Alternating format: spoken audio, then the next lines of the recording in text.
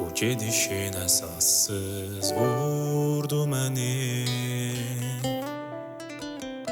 Kimsə bilməz çəkdiyimi, yaşayıram təkliyimi, yordu məni.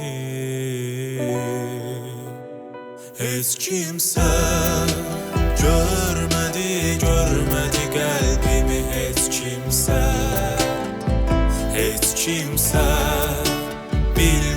bilmədi dərdimi, heç kimsə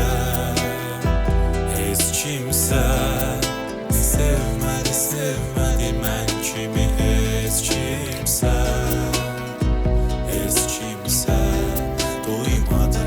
duymadı sevgimi, heç kimsə.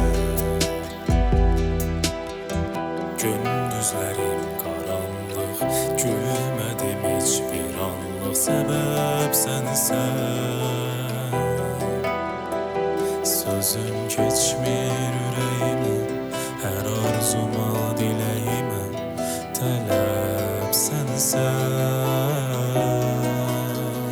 Heç kimsə görmədi qəlbimi, heç kimsə